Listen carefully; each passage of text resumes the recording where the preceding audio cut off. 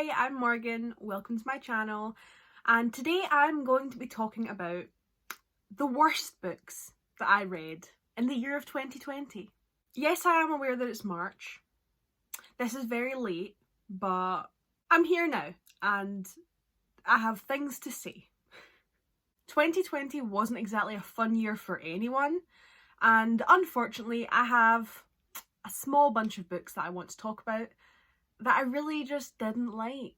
All of the books in this video I gave 2 stars and would probably throw out of a window. I would say burn, but I'm not really up for burning books, so I'll just chuck them at something. Sorts it for everyone. I would like to put in a disclaimer though that what I'm talking about is not about the authors. This is purely about the books themselves and the fact that I didn't enjoy the writing or the plot or the characters or whatever. So don't think this is me passing judgment on the authors themselves, because I know next to nothing about any of them. And if you liked one of the books that I talk about, cool, let me know why, because I'm kind of interested as to what you see in it that I did not. These are just my opinions and you are 100% entitled to yours. Without further ado, here are the books, not in any ranked order, mostly just kind of in the order that I read them. First, I want to talk about When She Woke by Hilary Jordan. Where do I even start with this? I still can't even really comprehend the plot. I read this literally a year ago, as in, I just got my memories from Unislam and I read this while I was at Unislam, so it's literally a year ago. And the plot is still confusing and pointless to me. Basically, this book is set in a world where your skin gets dyed a specific colour, like red, blue, green, depending on what crime you have committed. So instead of putting someone in jail for years and years and years, they go to jail until they're like, oh, I'm sorry, and then they dye them a colour and just kind of let them free into the world. And I mean, that's one way to deal with prison overcrowding, but probably not the best way. In the book, we follow our main character, whose name I've forgotten, who is a red. She's physically dyed red because she committed murder because she had an abortion. Christian sensibilities. It's a weird kind of pseudo-political book that has way too many plot threads to actually say what it's trying to say. It clearly wants to make points, but it doesn't make them. Personally, I don't think any points were actually made, so absolutely nothing endeared me to this book. Not the plot, not the characters, not the writing. Like I said, I'm still very confused about what was supposed to be going on, and I have very little memory of the book itself apart from all of the weird aspects of the plot. Like when she goes to some sort of religious nun place at one point.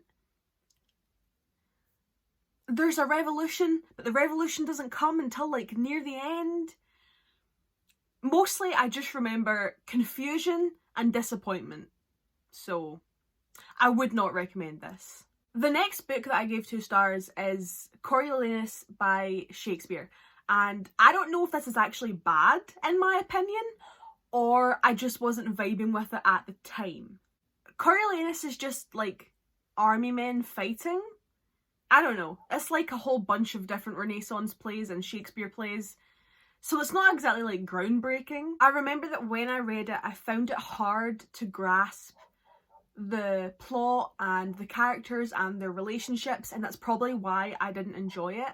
I think if I maybe watched a performance of the play and then reread it, I might enjoy it more.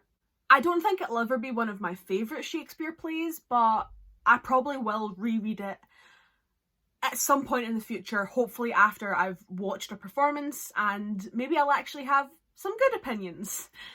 The next book I want to talk about is Rise Again by Tripp. This should have been a perfect book for me. I should have loved it. It is right down my alley. I did not love it. In fact, you could go as far as to say I did the opposite of love it. It's the hate word. Maybe that's a bit strong. Either way, it was bad. It's a zombie apocalypse book, and in case you've never watched any of my videos before, I absolutely love anything set in a zombie apocalypse. And this one is set kind of at the beginning of the apocalypse, when people aren't even really sure that there are zombies yet. We are following a small town sheriff who is also an army veteran as she tries to figure out what's going on with the world and keep her small town safe. And also she's worried about her sister because her sister went missing the morning of the book starting. This is another one that had too many plot points. That's probably going to be something that I talk about a lot. There was too much going on for the size of the book. It wanted to give narrative space to all of these things, but it didn't do it well, so it wasn't very good. Particularly, I found that the whole storyline where she's looking for her sister just didn't fit in properly with the rest of it. It took us away from kind of the meat of the story, and I thought it was pointless. Our main character, whose name I can't remember, I think it's Danielle or Daniela or something, and they call her Danny, I think. Maybe I'm making that up. She just kind of annoyed me. She wasn't like a bad character, and she wasn't like falling into the trope of like men writing women, but she also wasn't likeable, like either as a person or as a character, and the plot did not help with any of that. As I said, some of it was just irrelevant and really not needed, but the pacing of the plot was probably the worst part. It was very slow at the beginning, very slow to get into the zombie narrative, which is like a key part of the marketing of the book. And I will say that can work in a tense horror narrative. In a zombie narrative that's focused on the tension of not knowing, that can work. I didn't hate the beginning. I thought it was kind of slow, but I didn't hate it. However, about 2/3 through the book, we just suddenly went really fast and lots of things happened.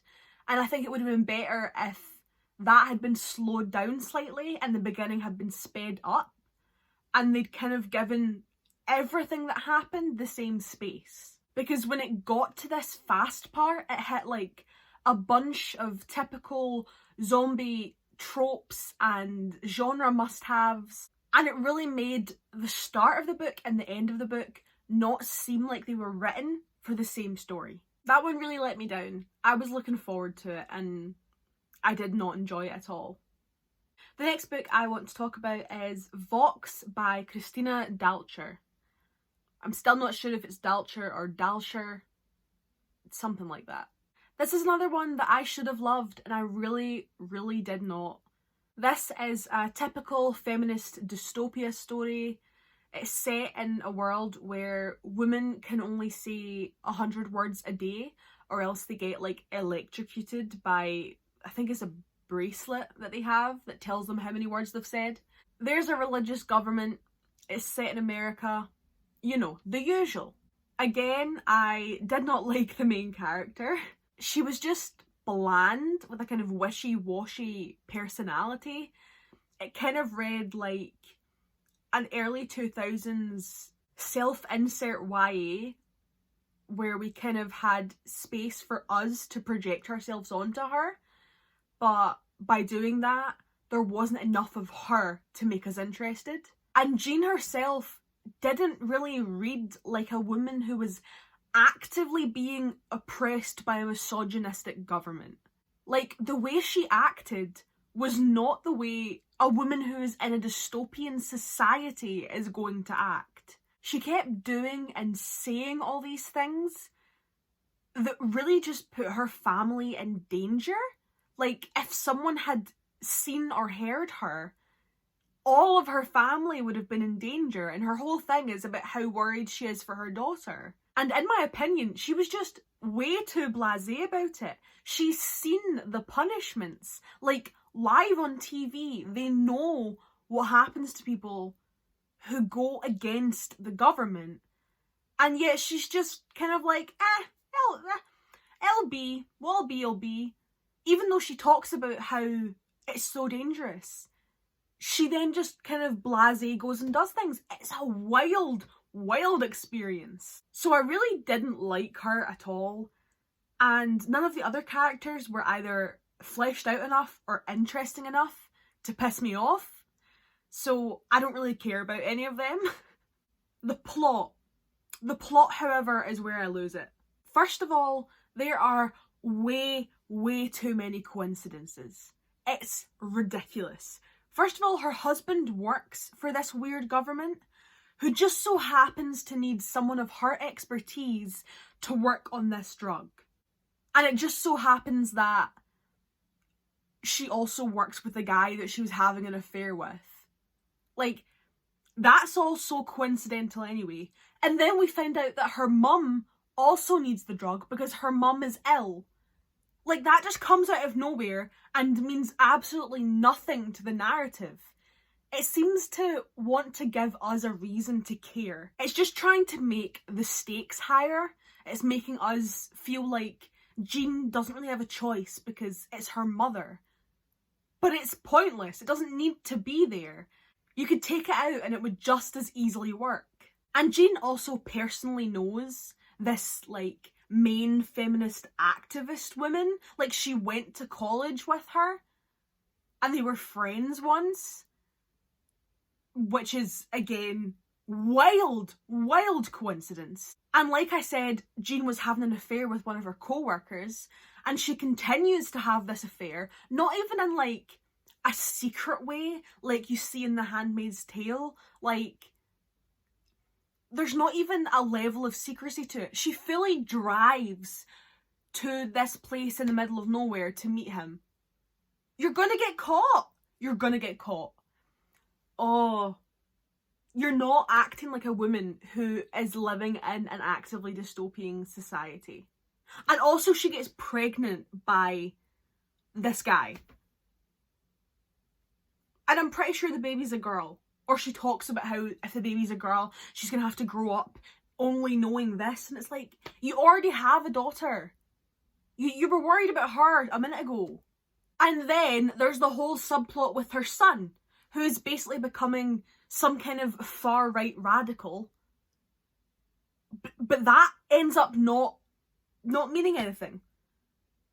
Like, I thought she was going to bring that into it and make it like he tells something, he finds out something and tells something. But it never amounts to anything. It's meaningless and could have been completely taken out and would have made things slightly less coincidental. Too much happened here, and absolutely none of it was given the space that it should have been given. She was trying to explore too many aspects. It wasn't used in a world-building way where... I'm going to keep mentioning The Handmaid's Tale because it's one of my favourites. But in The Handmaid's Tale, our main character, Offred, she mentions other things happening. Like, she mentions, I can't remember what it's called, but the fields where the women work. The women who are unwomen, where they work. That's world building. But it doesn't go into detail to try and bring that in because there's no need for Offred to have a concept of that because she's never experienced it. This feels like it's trying to give Jean a concept of all of the things that are going on personally in her life, instead of just being like, oh yeah, there was this weird punishment on the TV and I know that that's possible for me. No, we had to link it to the next door neighbours who my son is seeing. Like, oh, too much. It was way too much. And even though I'm getting like worked up about it, I didn't even remember half of this. I had to look at my own wrap up. I had to look at my August wrap up to remember what happened in the plot because so many things happened that I forgot about most of them. I felt like this book wanted to be the next big dystopia without really understanding how to write a dystopia or how to give us a realistic and relatable heroine. That one really gets me. I cannot with that book. The last book that I want to talk about, thankfully, is The Child by Fiona Barton. Thankfully, this isn't like Vox where everything made me angry. This one mostly just disappointed me. This book follows a journalist and two women who have reason to believe that they are linked to the remains of a baby girl who were found kind of buried in the garden of flats that are being torn down. First of all, I guessed the ending of this book pretty much immediately. Like within 3 chapters, I knew who all the characters were to each other and I knew how it was going to end. Like, even, this is kind of a spoiler, but it's not really because I'm not going to go into detail, but even like the father of the baby, I figured out pretty quickly.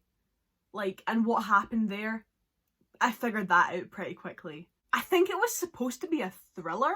I'm not sure what genre it was supposed to be. Mainly because it didn't work. I also didn't like the point of view choices. Like the fact that there was one first person point of view and everything else was third person. And the first person point of view wasn't even the journalist who is the character that ties the series together. Because this is the second book in a series. And that first person point of view wasn't even for the series' main pushing character. It was for one of the other characters. It didn't make any sense to me. And I felt like the other point of view characters, not the journalist, but the women, I feel like they gave us too much information, too much background, and that's what allowed me to guess everything within pages. I feel like if it had just been the journalist, it might have actually worked better as a thriller for me. The writing itself was fine. There's nothing to brag about, but it was also not terrible, so I'm not going to say that like the author is terrible, because she's not. But I don't plan to check out any more of this series. I don't think it's for me. And those are the worst books that I read in 2020. Finally, I've got it done. I meant to do this in like the second week of January. It's now mid-March. I am truly something else. If you've made it to the end, thank you so much for watching. I'd love if you could like, comment, subscribe. Come chat to me down in the comments. Come chat to me on my social medias, all of which will be linked below. And as always, thank you so much for watching. I'll see you next time. Bye!